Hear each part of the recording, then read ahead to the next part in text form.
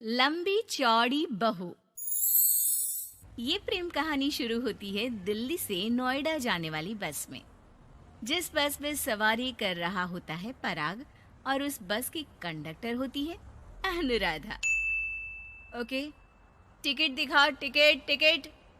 चाचा का प्लेन नहीं चल रहा है यहाँ तेरा, जिसमें फ्री में सवारी कर रहा है। हिसाब देना होता है हम लोगों को, सरकार को। निकाल पैसे, चल।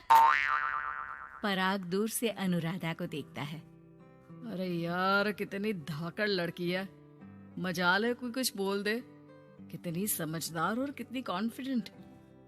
आज से मैं तो इसी बस में घर जाया करूंगा।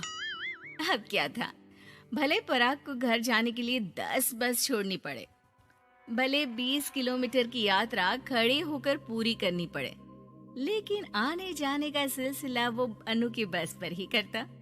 एक दिन, ओह क्या करता है तू? हाँ, मैं नोटिस करती हूँ, देखता रहता है मुझे जब देखो तब। हाँ, वो मैं तुम्हें पसंद करता हूँ और शादी भी तुम्ही से करूंगा। हैं? वाह जी वाह, तू ना कोई प्रधानमंत्री हो गया कि आज से 500 की नोट बंद और नोट बंद। नाजिना, इतनी तो नहीं चलती, लेकिन हाँ, तुम्हें प्यार करता हूँ। तुम्हें कोई प्रॉब्लम नहीं होने दूंगा, ये वादा करता हूँ। हाइट देखिए अपनी। मेरे लिए कोई ऐसा लड़का चाहिए जो मेरी तरह लंबा चौड़ा हो। अरे जोड़ी भी तभी अच्छी लगती है। जरूरी नहीं है, जो आपको खुश रखे, आपकी इमोशंस को समझे और आपसे बहुत सारा प्यार करे, जोड़ी तो उसी के साथ अच्छी लगती है। फिर क्या था, हीरोइन को हीरो से प्यार हो जाता है और दोनों शादी कर लेते हैं। शादी के बाद देख, अब तो इस घर की बहू है। अगर समझ गई है तो ये कंडक्टर वाली ड्रेस पहनकर घर से निकलने की जरूरत नहीं है। पराग अच्छा कमाता है तो तेरी नौकरी की भी जरूरत नहीं है हम लोगों को। अरे कैसी बात कर रही है माँ जी? यूँ कोई सरकारी नौकरी छोड़ता है क्या? और जब मेरी नौकरी लगी थी, मेरी अम्मा कितनी खुश हुई थी पता है? मैं तो नौकरी करूंगी। अरे नौकरी करेगी तो डंडे से मारूंगी, और हाँ, जो निकली घर से बाहर ना, तो हाथ पैर तोड़ दूंगी और घर से बाहर निकाल दूंगी, देख लेना। अनु को समझ में नहीं आता कि वो सास को कैसे समझाए कि सरकारी नौकरी लगना आसान बात नहीं होती और उसने इस नौकरी को पाने के लिए कितनी हार्ड वर्क की थी। रात को अनु पराग से बात करती है। देखो पराग, मैं नौकरी करना चाहती हूँ। मुझे नहीं पता था कि तुम्हारी माँ को मेरी नौकरी से प्रॉब्लम होगी, वरना। सी बात नहीं है, मैं माँ को समझाता हूँ। अगले रोज, देखो माँ, महंगाई का जमाना है और मेरी प्राइवेट नौकरी है। आज है कल का पता नहीं। वैसे भी अनु की सैलरी मेरी सैलरी के बराबर है। अगर ये भी नौकरी करेगी तो हम लोगों को जिंदगी जीने में आसान हो जाएगी ना। सास को बेटी की बात समझ में आती है और वो अनु की नौकरी के लिए मान जाती है। अगले रोज, बेटा, बहू, तुम लोगों को लेकर मुझे कुल देवी के दर्शन के लिए जाना है, तो रविवार को दोनों सुबह ही तैयार हो जाना। अगले रोज दोनों तैयार हो जाते हैं और कुल देवी के मंदिर पहुंच जाते हैं। क्या संतोषी बहन, ये कैसी बहू ले आई हो? बहू बेटा लग रही है और बेटा बहू। अरे कोई पहलवानी लड़ानी थी क्या, जो इतनी लंबी चौड़ी बहू ले आई? अब क्या बताए पंडित जी, जो बेटे ने पसंद किया हमने उसे हाँ कर दी। अब बेटा जाने और उसका परिवार। और ये तो बस कंडक्टर की नौकरी करती है, इंटरस्टेट। और सच्ची, वाह वाह वाह, यह तो बड़ी बात है संतोषी। तुम तो किस्मत वाली निकली जो सरकारी नौकरी की बहू ले आई।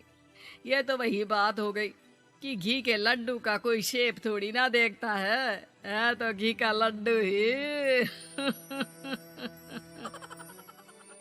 सास को बहू की तारीफ सुनकर बिल्कुल अच्छा नहीं लगता। वो जल्दी से पूजा पाठ करवा कर उन लोगों को घर ले आती है। एक रोज, संतोषी बहन, तुम लोगों का घर बड़ा अजीब सा लगता है। भाई साहब बहन जी और बहन जी भाई साहब जैसी। मेरे बस की आकर सरकारी नौकरी देखी तो हाँ बोल दिया, और इतना भी क्या, पैसे की चिंता। चलती हूँ, खाना बनाना है। क्यों, बहू नहीं बनाती क्या खाना? अरे नहीं, वो तो नौकरी करने जाती है ना, तो उसके आने से पहले खाना बना देना पड़ता है, वरना पता है ना आजकल की लड़कियों की ज़बान कितनी लंबी होती है। तेरी बहू की तो कुर्सी तोड़ने वाली नौकरी है, यहाँ बैठती है जैसे उठकर ऑफिस में बैठ जाती है, फिर क्यों थक जाती है कि खाना भी नहीं बना पाती। मेरी बहू भले कंडक्टर है, लंबी चौड़ी, लेकिन बता रही हूँ सारा दिन सवारी से मत्था पच्ची करती है, लेकिन मजाल है शादी के बाद एक दिन भी मुझे किचन में जाने दिया हो ना जी ना। दोनों पड़ोसन वहां से चली जाती है। सास बाजार जाती है और एक ट्रेड मशीन ले आती है। अरे माँ जी, इस उम्र में आप घर पर जिम खोलेंगी? अरे तेरे लिए लाई हूँ, रोज चलाकर 2 घंटे इस पर, पतली हो जाएगी। और खाना कम खाया कर, जब देखो बकरी की तरह मुंह चलता रहता है तेरा। वाह जी वाह, एक ही तो शौक है खाना खाने का, वो भी रोक दो। हाँ, लेकिन सास तो सास थी, बहू के खाने से लेकर एक्सरसाइज सब का हिसाब किताब रखने लगती है। अरे मैं मोहल्ले वालों को बताकर रहूंगी कि मेरी बहू भी शिल्पा शेट्टी की तरह पतली हो सकती है। वही बहू बस में जब सवारी का टिकट काट रही होती है, उसे चक्कर आ जाता है और वो गिर जाती है। सवारी हैरान परेशान हो जाती है और ड्राइवर को वहाँ बुलाती है। अरे शहर नहीं थी हमारे कंडक्टर साहिबा, लेकिन जब से शादी हुई है बकरी बन गई है। सास को तो बस इनके खाने की ही लगी रहती है। ड्राइवर बस में बिठाकर बहू को घर छोड़ आता है और सास को कहता है, अरे पता है आपकी बहू कितनी धाकड़ है, किसी को बात करने से पहले 4 बार सोचना पड़ता है कि बोले या ना बोले, कहीं झापड़ ना पड़ जाए। और आप है कि इन्हें बकरी बनाने में लगी है। अरे चुप, निकल यहाँ से।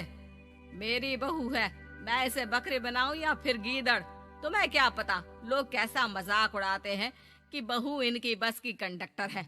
बोलो, मुझे कैसा लगता होगा? अरे काम तो काम होता है माँ जी, वो छोटा या बड़ा नहीं होता। खैर जैसी आपकी मर्जी, चलता हूँ मैं, नमस्ते। ड्राइवर वहां से चला जाता है। बहू ठीक हो जाती है। एक बार आधी रात को कोई संतोषी का दरवाजा खटखटाता है। अरे इतनी रात में कौन आ गया? मेरा घर है, कोई पुलिस स्टेशन की घंटी नहीं जो बजाए जा रहे हो। खोल रही हो दरवाजा। जैसे ही दरवाजा खुलता है, सामने वही पड़ोसन खड़ी होती है जो अनु की कुछ दिन पहले बुराई कर रही थी। मेरी बहू के पेट में दर्द हो रहा है, उसे जल्दी अस्पताल पहुंचाना जरूरी है। हाँ तो पहुंचाओ, और जल्दी लड्डू के साथ खुशखबरी भी सुना देना। हाँ, काहे हमारा दरवाजा पीट रही हो? अरे सुनो तो, अपनी बहू से कहो ना कि सरकारी बस को थोड़ी देर के लिए दरवाजे बुला ले। क्या है ना, कोई साधन नहीं है अस्पताल ले जाने के लिए। सास अनु को कहती है और अनु बस को बुलाकर पड़ोस वालों की मदद करती है, जिसके बाद पूरे मोहल्ले में अनु की तारीफ होने लगती है। सच में लंबी चौड़ी बहू के साथ साथ लंबा चौड़ा दिल भी है बहू का।